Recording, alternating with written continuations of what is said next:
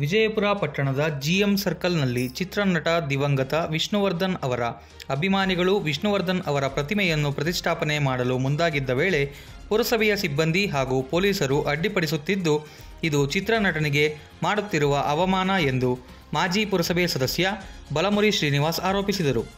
ವಿಜಯಪುರ ಪಟ್ಟಣದ ಜಿಎಂ ಸರ್ಕಲ್ನಲ್ಲಿ ನಿರ್ಮಾಣ ಮಾಡುತ್ತಿರುವ ಪ್ರತಿಮೆಗೆ ಸ್ಥಾಪನೆಗೆ ನಮ್ಮ ಜೊತೆ ನಿಂತು ಸಹಕಾರ ನೀಡುವುದರ ಬದಲಿಗೆ ಅಡ್ಡಿಪಡಿಸುವುದು ಸರಿಯಾದ ಕ್ರಮವಲ್ಲ.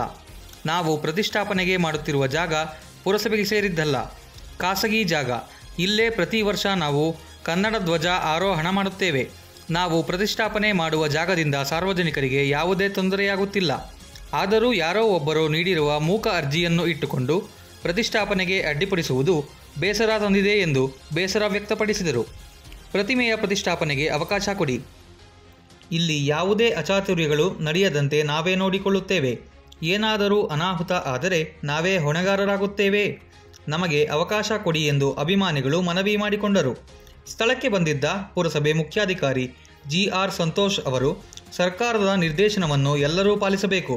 ಪ್ರತಿಮೆ ಪ್ರತಿಷ್ಠಾಪನೆ ಮಾಡುವುದಕ್ಕೆ ನಮ್ಮ ವಿರೋಧವಿಲ್ಲ, ಆದರೆ ಕಾನೂನಿನ ಚೌಕಟ್ಟಿನಲ್ಲಿ ಮಾಡಿಕೊಳ್ಳಿ. ಎಲ್ಲ ಪ್ರಕ್ರಿಯೆಗಳು ಮುಗಿಯುವವರೆಗೂ ಪ್ರತಿಮೆಯನ್ನು ಇಲ್ಲಿಂದ ತೆರವುಗೊಳಿಸಿ ಎಂದು ಮನವರಿಕೆ ಮಾಡಿಕೊಟ್ಟರು. ಸ್ಥಳಕ್ಕೆ ಬಂದ ಸರ್ಕಲ್ ಇನ್ಸ್ಪೆಕ್ಟರ್ ಪ್ರಶಾಂತ್ ನಾಯಕ್ ಅವರು, ಪ್ರತಿಯೊಬ್ಬರೂ ಶಾಂತಿ ಕಾಪಾಡಬೇಕು. ಒಬ್ಬ ಉತ್ತಮ ನಟನ ಪ್ರತಿಮೆ ಅನಾವರಣ ಮಾಡುವ ವಿಚಾರದಲ್ಲಿ ಗೊಂದಲ ಮಾಡಿಕೊಳ್ಳುವುದು ಬೇಡ. ಪ್ರತಿಮೆಗಳನ್ನು ಪ್ರತಿಷ್ಠಾಪನೆ ಮಾಡುವ ವಿಚಾರವಾಗಿ ಸರ್ಕಾರದಿಂದ ಬಂದಿರುವ ನಿರ್ದೇಶನಗಳನ್ನು ಪಾಲಿಸುವ ಮೂಲಕ ಅವರಿಗೆ ಗೌರವ ತಂದುಕೊಡುವ ಕೆಲಸ ಮಾಡುವಂತೆ ಸೂಚನೆ ನೀಡಿದರು. ಪ್ರತಿಮೆಯನ್ನು ಸ್ಥಳದಿಂದ ತೆರವುಗೊಳಿಸುವುದಿಲ್ಲ.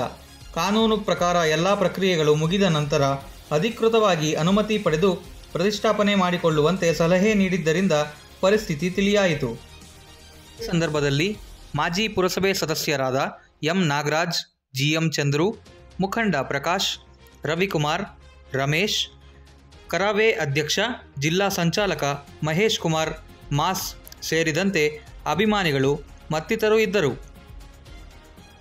ಅಭಿಮಾನಿಗಳ ಸಂಘ ಅಂತ 1990ರಿಂದ ನಾವು ಸಾಹಸ ಸಿಂಹ ವಿಷ್ಣುವರ್ಧನ್ ಅಭಿಮಾನಿಗಳ ಸಂಘನ ರಿಜಿಸ್ಟ್ರೇಷನ್ ಮೂಲಕ ನಾವು ಇಲ್ಲಿ ಜಿಎಂ ಸರ್ಕಲಲ್ಲಿ ಹಲವಾರು ಸಾಮಾಜಿಕ ಕಾರ್ಯಕ್ರಮಗಳೊಂದಿಗೆ ನಾವು ಇಲ್ಲಿ ಮಾಡ್ತಾ ಇದ್ದೀವಿ.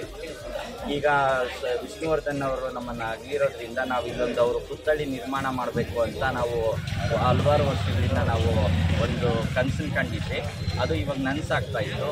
ಇದೇ ಇನ್ನು ನೆಕ್ಸ್ಟ್ ವೀಕಲ್ಲಿ ನಾವು ವಿಷ್ಣುವರ್ಧನ್ ಒಂದು ಪುತ್ಥಳಿನ ಇಲ್ಲಿ ಜಿಎಂ ಸರ್ಕಲಲ್ಲಿ ಹಿಂದೆ ಇರ್ತಕ್ಕಂಥ ಕನ್ನಡ ಬಾವುಟದ ಏನು ಕಟ್ಟಡ ಇದೆ, ಆ ಕಟ್ಟಡದ ಹಳೆ ಕಟ್ಟಡದ ಮೇಲೇ ಯಾವುದೇ ಒಂದು ಸಾರ್ವಜನಿಕರಿಗೆ ತೊಂದರೆ ಆಗದಿರೋ ರೀತಿಯಲ್ಲಿ ನಾವು ಕಟ್ಟಡ ನಿರ್ಮಾಣ ಮಾಡಿ ಅದರ ಮೇಲೇ ಆ ಪುತ್ಥಳಿ ನಿರ್ಮಾಣ ಮಾಡೋದಕ್ಕೆ ನಾವು ಹಗಲೊತ್ತರೆ ಈ ಕೆಲಸ ಮಾಡ್ತಾಯಿದ್ದೀವಿ. ನಾವೇನು ರಾತ್ರಿ ಹೊತ್ತು ಕದ್ದು ಮುಚ್ಚಿ ಏನು ತೊಗೊಂಬಂದು ಸ್ಟ್ಯಾಚ್ಯೂ ಇಟ್ಟಿರೋದೆಲ್ಲ ಏನೂ ಇಲ್ಲ.